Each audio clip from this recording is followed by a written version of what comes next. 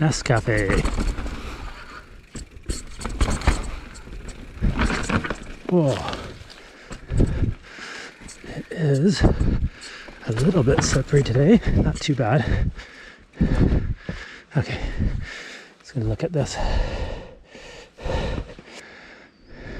This is the trickiest part here.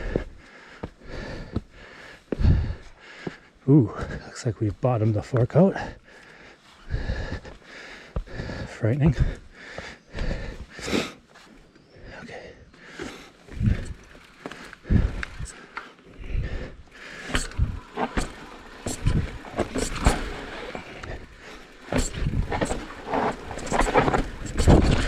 Oh yeah, that's tricky. That is a tricky slab. If you've ever been to this trail, you know what I'm talking about. It's a bit tricky, and we can see I've smocked bottom there. I felt it, but it wasn't harsh. Oh, it's a big impact. Okay, well, I don't know that I've done that on a hardtail, so if I haven't, now I have.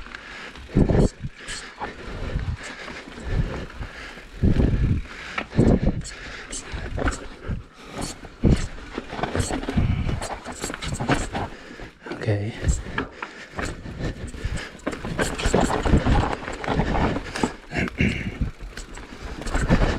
This trail is difficult because it's quite bumpy, quite rooty.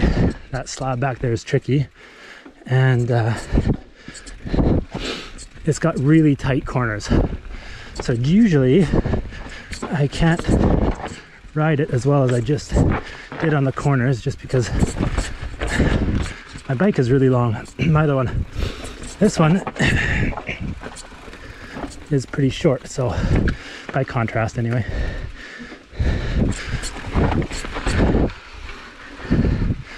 There we go. Oh, just nailing the corners on this. That's great. So there you go.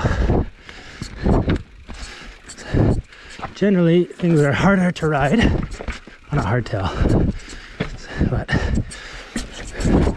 sometimes in technical type tracks, especially because I ride an XL, I find it actually a little bit easier on a hardtail. Always more tiring though. Oh, goes this way.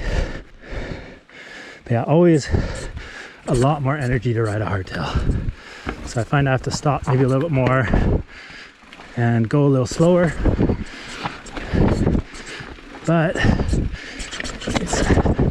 it's quite rewarding actually.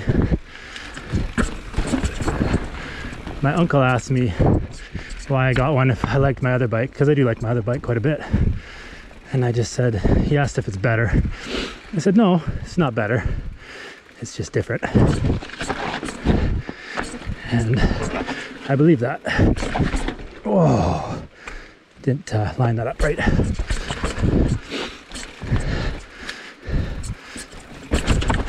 Obviously, as far as making it down really hard stuff, generally speaking, a full suspension is going to be a lot easier. So it's just different. It's different to ride a hardtail. You feel a bit more connected to the trail, I find. You really notice when you have bad technique. Whoa, come on, stay on. Oh, stay on.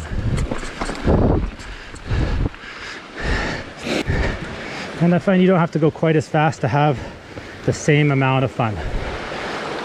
So there's that too. And in some cases, I find it easier, and I don't know if that's just, well, easier because the bike's shorter, so tight trails like this one. But I also find it easier sometimes on woodwork. Anyway, it's a good little trail.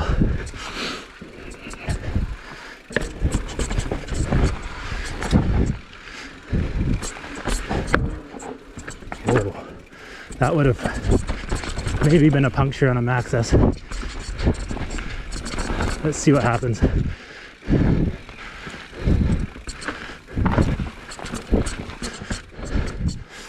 Let's see.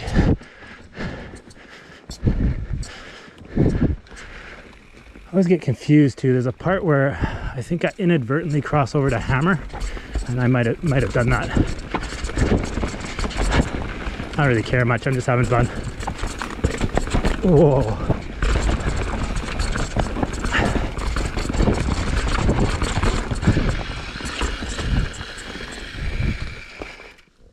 That sounds bad.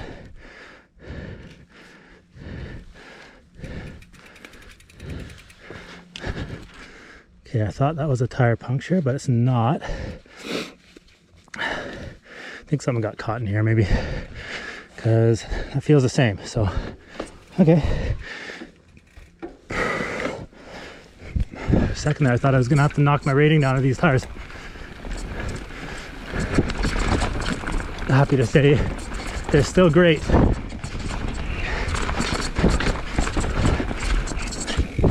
Oh yeah.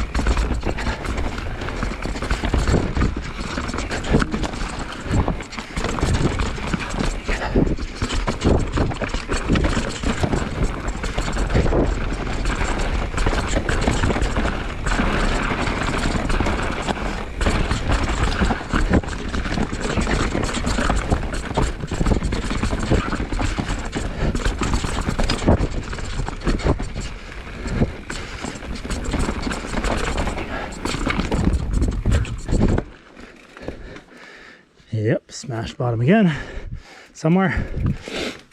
So would have blown past the low speed circuit, and the fork would have, this one has a set from the factory high speed damping, so whatever they set it at. I think if you put in thicker oil, you can slow it down on the damper side, or you can redo the shim stack if you know what you're doing, which I don't, so I'm not gonna do that.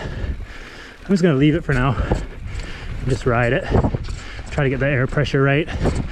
I will add some fluid eventually to the air chamber for bottom out. That's about it.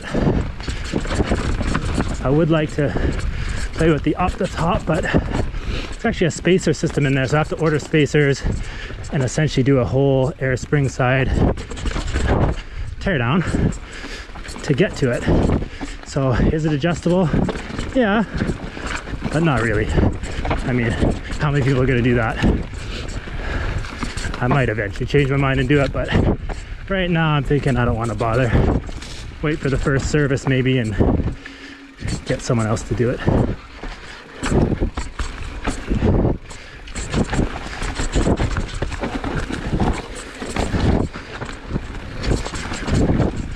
So that's two trails, Bean and Nescafe, and I am suitably tired. Oh.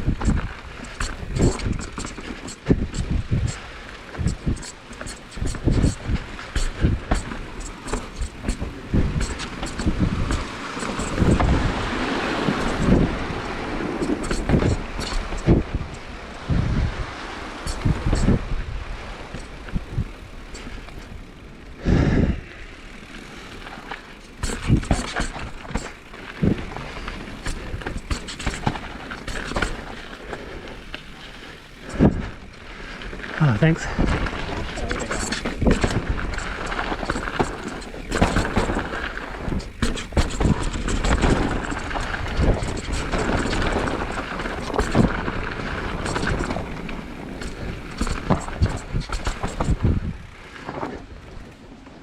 Oh, good.